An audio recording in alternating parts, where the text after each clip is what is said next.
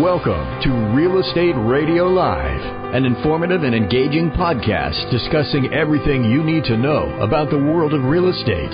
Your host, Joe Kuchera, provides you with insight and guidance on how to buy, sell, finance, and invest in real estate. He also offers real estate tax management strategies, new construction advice, home improvement tips, and much, much more. And now, to guide you around the world of real estate, here's your host and Real Estate Radio Live team leader, Joe Kuchera. Welcome in, Joe Kuchera with Real Estate Radio Live. Thank you for those that are following us on Facebook. We appreciate those that continue to follow the show. Just for purposes of that timeline, we try to do the show right around 3 o'clock or so on Tuesdays, Wednesdays, and Thursdays. And this is a podcast, however. We have the studio where we record that. The podcast gets released later.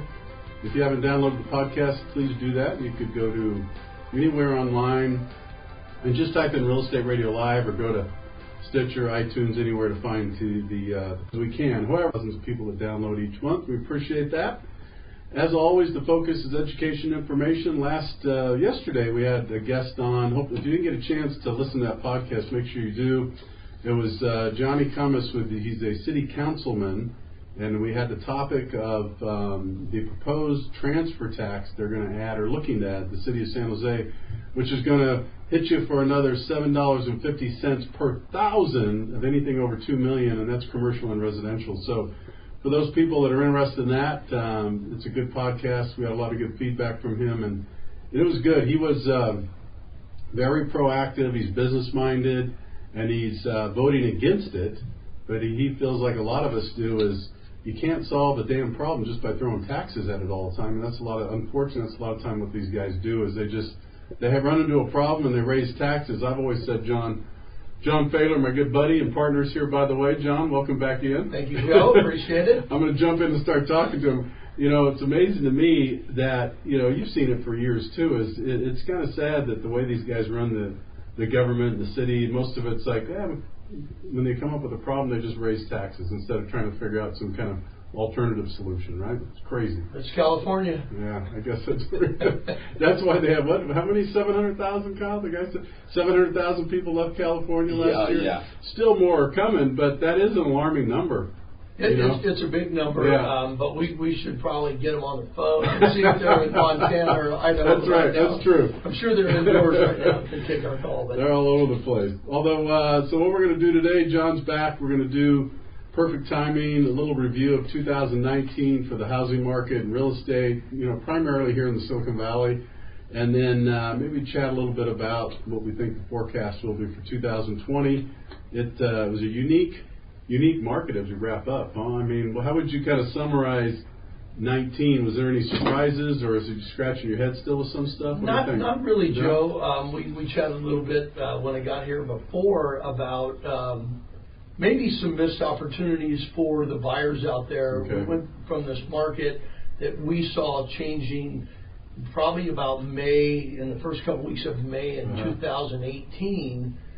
And from that time, the inventory increased dramatically, and now it's since decreased, which is kind of typical. Right. And we'll talk a little more about that for this month and the end of the 2019 year. But I think what happened is the buyers out there got frustrated, and you know that, doing what you do for a living, and seeing your buyers making offers and not getting them accepted. So that started kind of a little bit of a trend.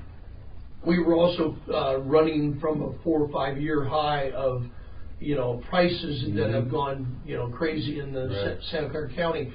So I think the combination of those things is ultimately what occurred and led to that. And what is typical, and we talked about this the last time I was on the show, is when that occurs, the buyers stop buying for the most part.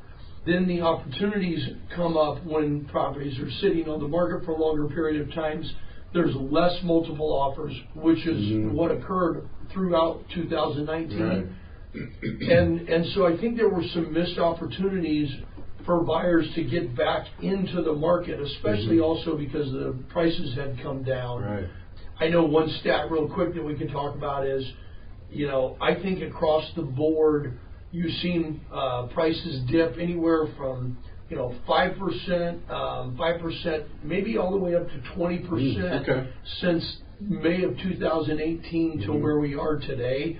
I know I looked at a stat for November, since we just finished November just a couple weeks ago, and the median price went down from November of 2018 at $850,000 down to $799,000. So I don't know, 5 or 6% for a difference in a year, and that's on the lower side. On the lower price range, you'll see a lower percentage decrease, if you will. So you see a couple of things when that happens.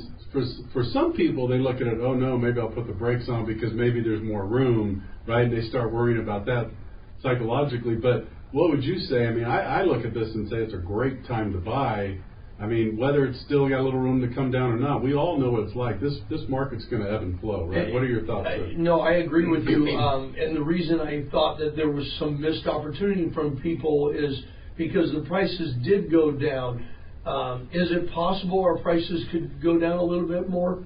It's always possible, but there's two things. Number one, when you look at our inventory right now, and you look at the economy, and you look at everything that's going on in the stock market, and the interest rates are low, everything to me points that 2020 is going to be a really good year, and it could be a seller's market again. And so that little window that we had, which wasn't a long time, it took people a while to figure out. They thought the prices would continue to go down, but it could be, we could be back in a situation with, if the inventory stays low and the rates are low, people are making money, it could be a seller's market. It's still occurring, I think. Yeah, and I think there were some fears a while back too. Of course, we got all this political crap going on with the impeachment, this and that, but then we also had the fears a while back. Remember inflation? People were talking about recession. Now that seems to be gone. I mean, what I'm seeing and hearing now is they're projecting like next year going to be a pretty good year in the market too. I mean, the stock market and investments, and so that kind of shifted as well, right? Yeah, it shifted is a very good term. Shifty shift. Yeah, right. But anyway, without going too deep into the political side of it, I think we've always talked about outside influences and how that can affect a real estate market or a stock market. Right. And I think there has been a little fear, and I would say that it was a little concerning and actually bothered me a little bit. The media had come out and started talking of using the word recession, but there was no statistics or facts to back it up. The biggest thing from a real estate standpoint and a real estate value was, God, how much can these prices continue to rise? Right. But at the end of the day, people have to remember, when you buy real estate in the Silicon Valley, number one, you should buy it for the long term. Number two, the Silicon Valley is different than any other place in the world, and people get caught up into the media and things that the media says or things that they read. But I've been looking at opportunities. I've made some offers on properties over the last year, and I think the opportunities still exist, and I think people should dive back in. I don't see anything but really good things here for a while. Especially as I look at this and think about it too. I mean, for good, great buyer's market for everyone, I would say, but even more so, the message should go out. I feel like these first-time home buyers. I mean, first-time home buyers, first of all, it's difficult enough in a market like this, right? I mean, the average price, $1 million, 20% down. You do the numbers. I mean, you get in gift funds, a lot of people, which is great. You're seeing a lot of that. And a lot of the younger kids are making good incomes, but struggle with some of the down payments. So the point here is, first-time home buyers, man, it's another great opportunity right now to get out there. It really is. I mean, when you ultimately compare, which we do all the time, I sent you some people yesterday, and people are paying large amounts of money in rent, and when you do the math, people are paying $3,500, $4,000, $4,500 a month. You can pay $6,000, $6,500 in a mortgage. And create the same scenario, have a deduction, and have a chance to appreciate your home. So I think it makes a lot of sense. And I think it's the political scene right now is interesting, and I've always kind of somewhat been in the middle, if you will, and I try to avoid talking about politics, but it's been really difficult because it's everything that's been on. Yeah. And the only thing I really wanted to say is I do believe that the media plays a big role in swaying people one way or the other. The one thing I can say is, and I do have my opinions about some of the things that have occurred, but the biggest thing for me, I've always been, I think I've been a very good American, and I thought it'd be interesting for me for the first time ever really to say something live on air about how I feel, and I think what people should do is people should be responsible for themselves and the way they treat other people. And the divisiveness has been created in part due to the way things have occurred politically. But I think if people take responsibility for themselves and they're good Americans, whether you're from a different country, it doesn't matter. I've treated everybody that I know the same, with great respect. I've always respected the presidents, no matter whether I voted for them or not. So for me, it's kind of a basic philosophy that if everybody would just do their own part, maybe we can cure some of the divisiveness that has occurred. Your opinion is fine, but I think at the end of the day, you got to respect a president, you got to respect your elders, you got to respect your family, your friends, your wife, your children.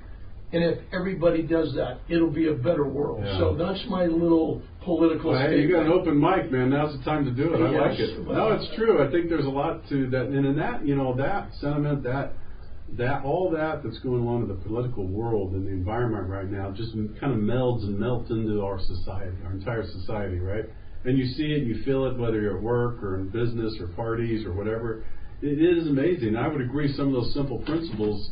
I think one of the things, I think it was Stephen Covey said years ago, I thought it was really awesome. I mean, the focus was, he said something like, instead of, worrying about what's going on in the White House, worry about what's going on in your own house.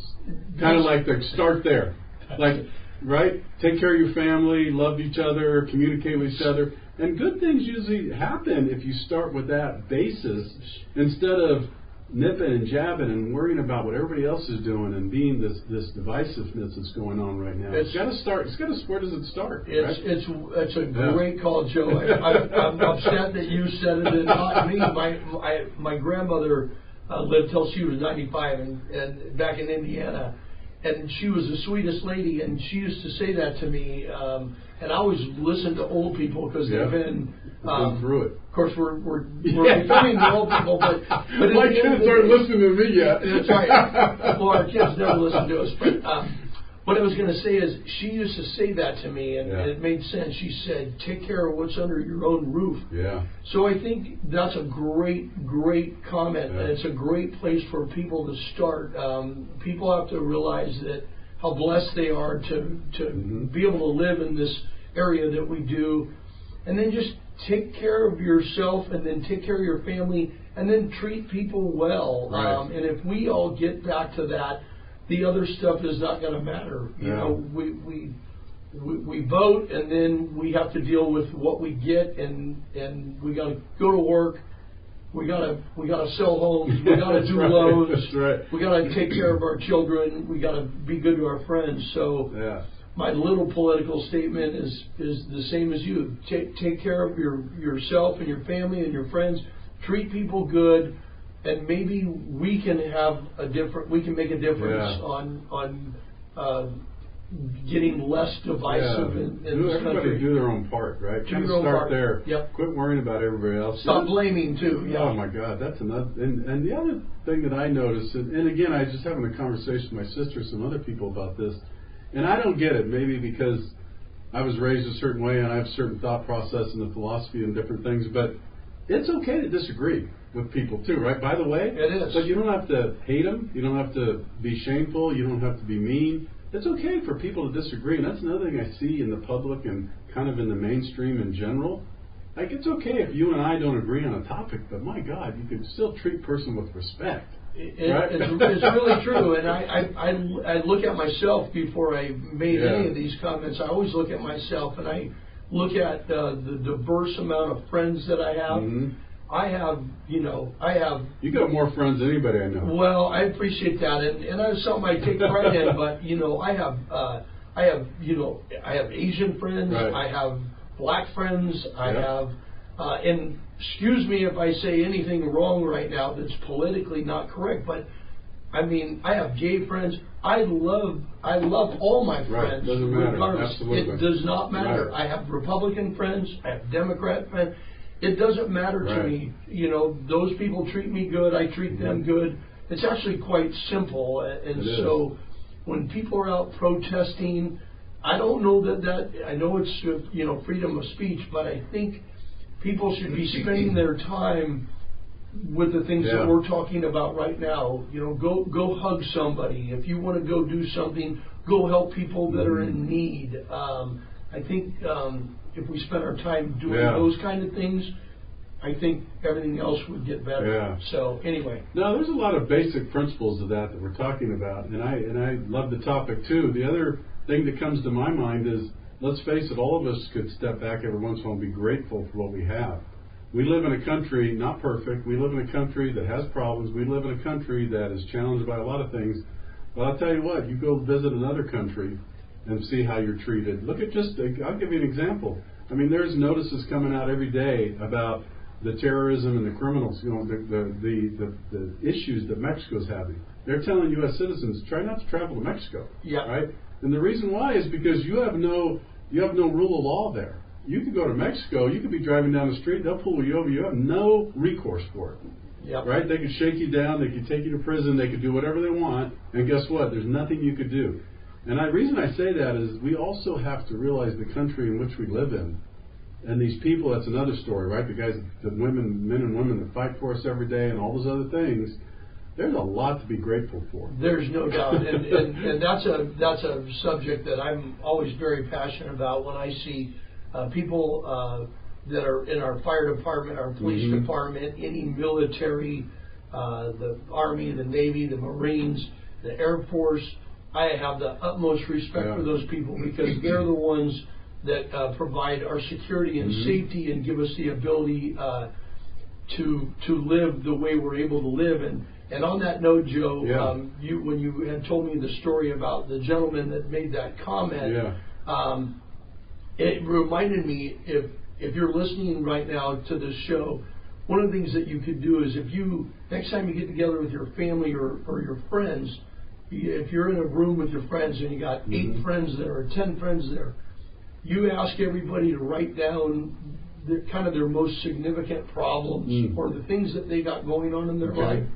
And then pass it around the room. Pass each other's problem around the room. And by the time it goes all the way around the room, you're going to wish that you had your own problem back. So I love that. I've never heard of that before. So that's an interesting thing. And again, it's Christmas time, and I think we have a lot to be thankful for. And I think everybody do your own part in treating people well, and I think it could make a huge difference. So for anybody that's listening, try it. And I think that's a great idea. I'm going to try that this year, this Christmas. One time when we got all the whole team together. Yeah, well, it may not even make it around the room, and you'll be calling out for your own problem back. Yeah, like, give me my problem. Give me my problem back. Yeah. So anyway. Yeah, no, I mean it's all. I say this all the time. I have. People that follow the show, you realize that we talk about real estate, but we also talk about community stuff all the time. Like yesterday, I had the city councilman on. We do giving back segments. We have nonprofits on here. We do a lot of stuff, and it comes down to, it's a real estate related show, but everybody that lives in this community, it's all about everyone in this community. And as you were talking about, everybody could do a little bit of their own in general. And this is all good to have these types of conversations and to have an open dialogue. Investments are important. Real estate's important. That's how we make our living. We've talked about it before. But all this physical stuff at one point goes away or means nothing. Yeah, right? You can't take it with you. I mean, you know, anytime you have someone close to you love is in jeopardy, or their health is in jeopardy or something, yeah. It's a wake-up call and a reminder. It really right? is, yeah. Now, and I think when you look at what California is blessed with, yeah. Especially our weather, you look at our weather, you look at people's ability to make a good living and have a job, and although difficult to be here and afford it, there's some places in California that I think need some real help. San Francisco, Southern California, the homeless crisis is really, really bad. So we're the one state that has so many opportunities, and it seems like we have just as many problems, if not more problems than some of the places in the Midwest. And I think it comes down to what we were talking about earlier. If everybody treats everybody good, it's going to make it better. And so I think that's what people should do. Yeah, it's good message. Better message than talking about the forecast on real estate. Yeah, well, I mean, right? And like I said, I never dove into this, but I figured it was a good time. It's Christmas. Keep going, man. I like it. It's one of those things. I think I looked at myself first before I said anything, like I mentioned to you, Joe, and I treat everybody good. You do. And it doesn't matter, what they look like and what their background is, what their religion is. It's all about kind of mutual respect. And I think we've gone so far to the other side. It's created this divisiveness, and I think that people just need to take a deep breath and say, hey, what can I do that's going to better my life, my friends, my family? Start giving instead of taking, and I think things will get better. So I like that. And I think as you talk about that, and you and I are the same this way because we've known each other and worked together for so long. Problems come up. They do. They just do. Let's face it. Anybody in life, if they say they don't, then you're full of shit. So problems come up.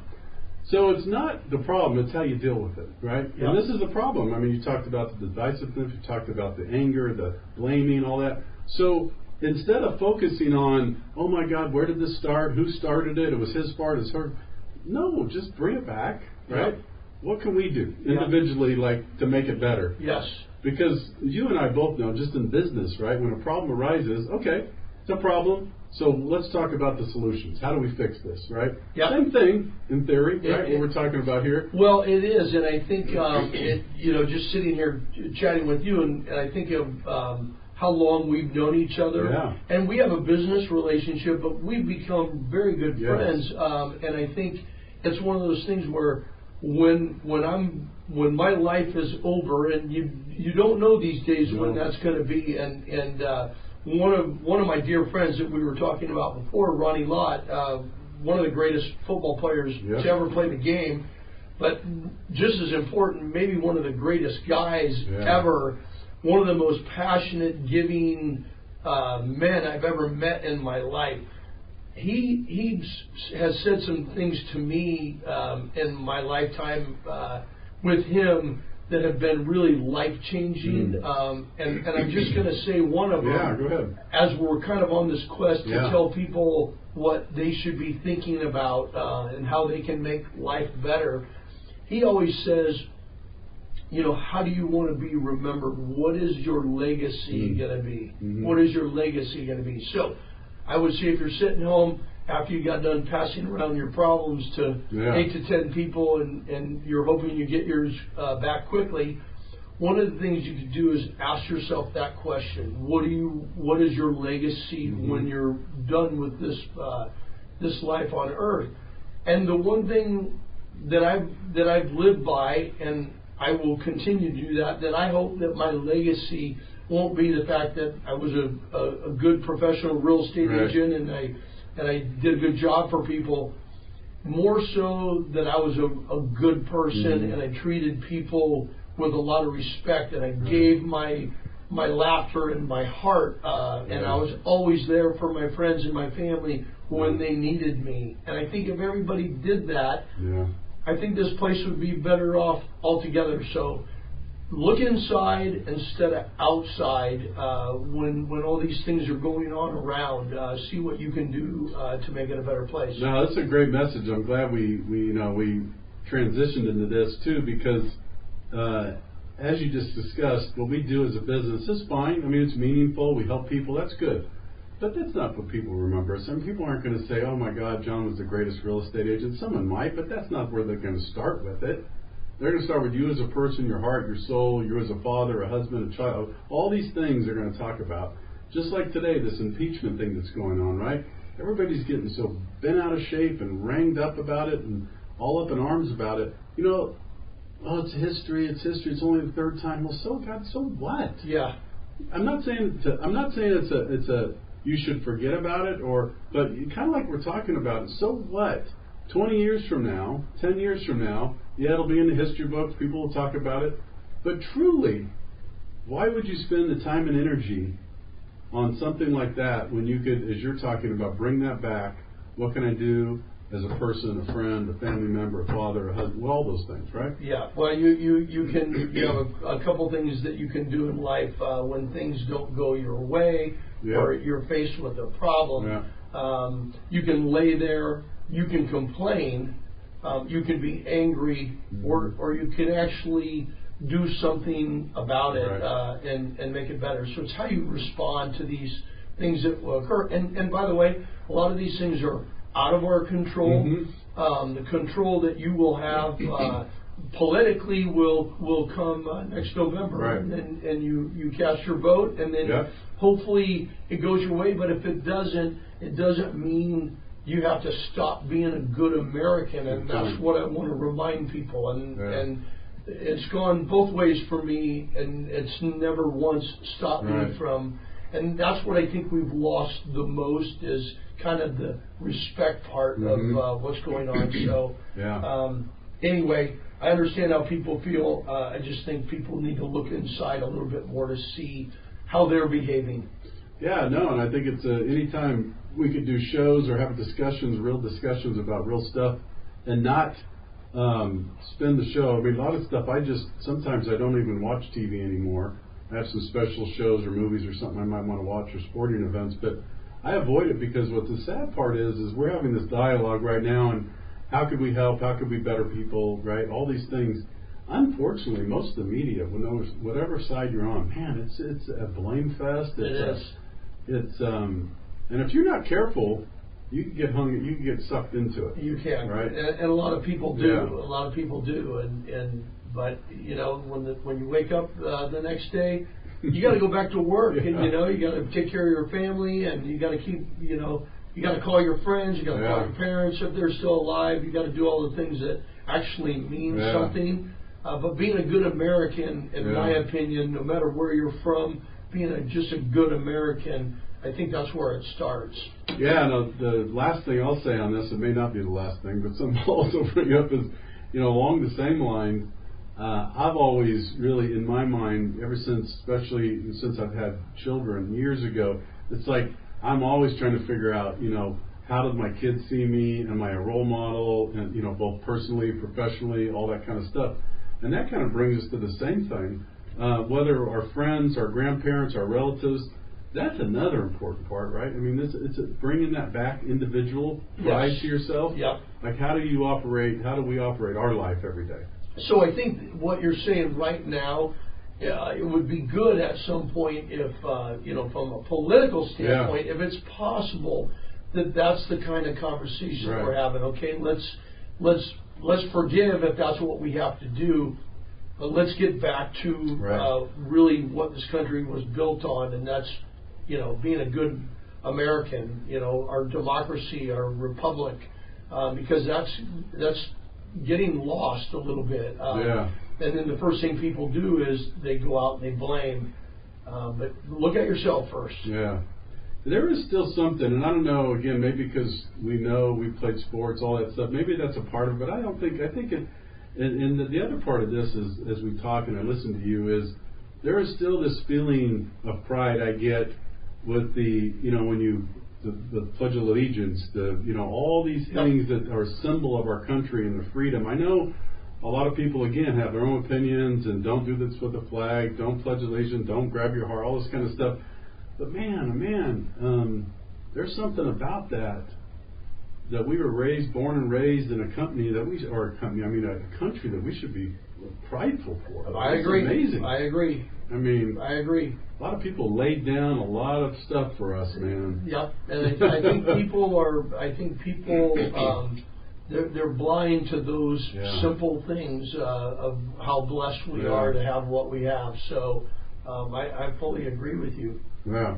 Well, we're gonna switch the show officially to a real estate show to the political, the John and Joe's. We're gonna rename it. I got to think about another name for it. Well, as long as there's no call-ins. We used to have the call-ins. We don't have the podcast. We might get some emails and texts later. That's okay. Well, I want to believe that I haven't said anything that would offend anybody. You speak in your mind from your heart, man. If anybody knows me, they know that I have respect for people and I treat people as good as I can. So I hope that's what occurs as we move forward. It'll make you don't know how long you're going to live. So if everybody just does their part, it will get better. Yeah. So that's what we hope for. And in the meantime, by the way, unemployment's at an all-time low. Yeah, by the way, right? People are going back to work. Yeah. We just, we got the first phase of the China deal trade. Yeah. We did the Mexico-Canada trade deal. I mean, things, if you look at it overall, things look really good. So let's not screw it up. Well, let's do our part. Right. And we know from years back, and we know from data and statistics, John. I mean, some of the biggest problems caused with families, emotional health, financial health, well-being, all that is money concerns and financial concerns. Divorce, we could go on and on. My point here is when you have an economy that has the lowest unemployment ever in the history, and you have people feeling better about themselves, making more money, being able to provide for their families, their loved ones, their care, all those things, I mean, that is emotionally a big lift for people. We know. I mean, and again, it's not just the 1%ers. This is someone that's making $30,000 a year. Someone's making $3 million. It doesn't matter. The fact of it is more and more people are in jobs, making money, making a living. Which, guess what? That's how the system works, right? That's how it works. Because when you and I work, we spend money, which is good for the economy, right? It feels good for us. We build, we invest, we do things that are good for us, our family, and our community. But at the same time, we're giving back in that sense. Always, and I think that was the point I was making. Yeah. Give back. Give back. Don't be crying too much. Do what you can, and I think it'll work out from there. We got a lot to be grateful for sure. I mean, the fact that we're sitting here doing this show, and we've done pretty well in business and life, and we're sitting here. Even more importantly, about all of that, if we're having a conversation and we didn't own anything, but we're still healthy and we have people that care about us and vice versa. I mean, not a bad deal, right? Not a bad deal. Not a bad deal at all. You want to chat about 2019? Let's chat about 2020. Okay.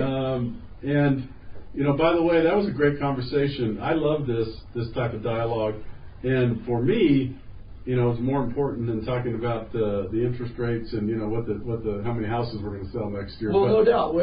This is not CNN and it's not Fox News. It's the Joe and John show, and trying to bring the love to everybody at Christmas time. That's great. And say it a little differently. Yeah. So. No, it's great. And by the way, before we do a forecast for 2020, for those that are watching the show, downloading the show, if you listen to it, please feel free to email, text John and I if you have any questions about it. Or maybe you have your own opinions, or maybe you want to say, man, I love what you guys said, or maybe you want to say, Joe, you're an asshole. I don't care. It doesn't matter, but go ahead and say it. My point is, I'm not going to take it personal, and I love dialogue. So there you go. So I'm going to give you Joe's email. They already have mine, I'm sure, on speed dial. Yes. So 2020, you just gave us a good review of 19.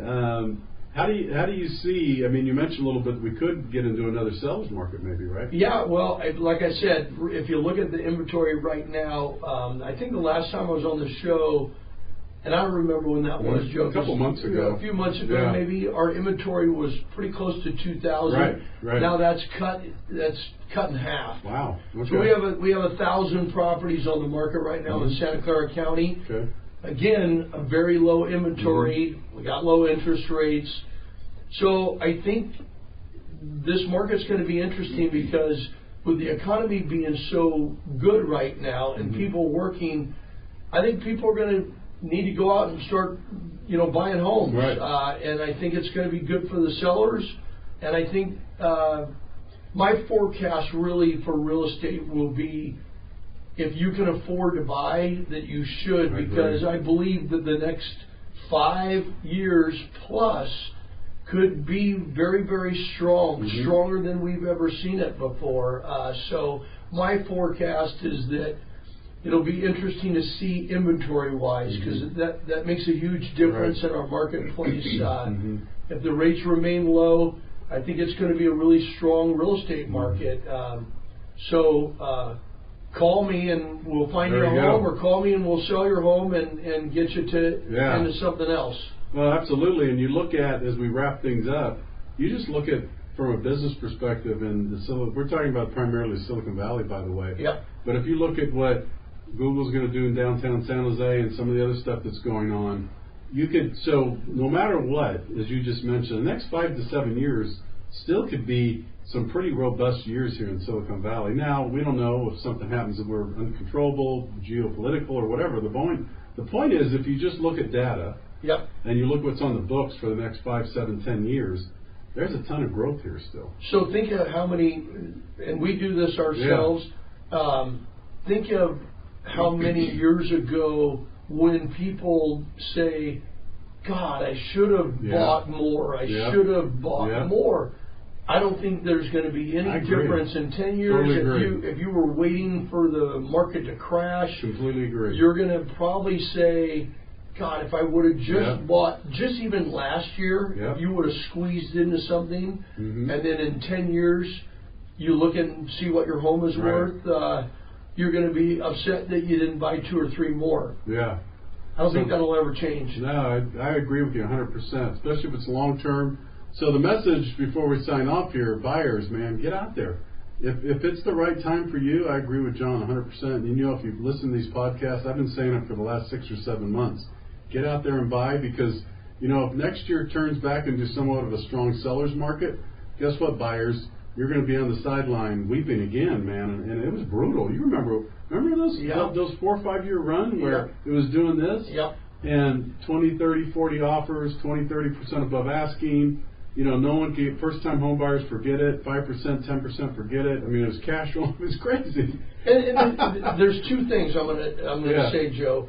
The first thing is there's really no such thing, if you buy long-term, there's no such thing as overpaying. I agree. Okay? Totally agree. Because anybody that tries to time the market, I've bought homes over my career. I bought homes that I paid less than asking, and I bought homes over asking. I've had speculation developments that I lost money. I had speculation deals that I broke even, and I had speculation deals that I made a lot of money. So the short term is always a little bit more challenging. Sure. But the long term, I don't have all the things that I lost in speculation. Had I kept those properties and been able to stomach and hold on to them, I would have made 10 times more money than I did. Right. So buy real estate and hold on to it, and enjoy a home. That's what you do. Absolutely. Don't get too caught up in what's going to happen. Yeah, agreed. Well, if those that want to maybe buy a home, sell a home, or just advice or consultation, how do they reach you? Yep, they can always email me at john@serenogroup.com. It's SERENO group.com. And my cell number is 408-605-8133. And if you have any political comments, you can email Joe Kuchera. No, okay. I'll fill those. I'll take those. That's okay. No, this is a great conversation, and it's always a good forum to, nothing. It's to me, it's good energy, and it's good for everybody to voice your opinion on how you feel. Again, in a way that you can disrespect anybody. No, not at all. You just spoke your opinion, your feelings, your thoughts, and you did it in an elegant way that you didn't hurt anybody's feelings, so don't worry about that. Well, you never know, but my I don't think intentions so. my intentions were good, and I do want to take the time to say Merry Christmas to you, Joe. Happy New Year to you and your wife and your girls. You've been a great friend. I appreciate you having me on the show, and I look forward to the next time. We'll continue doing that for sure. Wish you the best, too, with your family. Thank you and very much. all the best to your father-in-law going through his tough time right now. Thank you. I appreciate that. Yeah. All right. Good having John on, as usual. More information for those who want to watch the show, cover the show, RERadiolive.com. Thanks again for tuning in today. Have a great afternoon. Take care. You've been listening to Real Estate Radio Live. For more information on today's program, visit RERadiolive.com. That's RERadiolive.com. Subscribe to our podcast. Discover more at RERadiolive.com.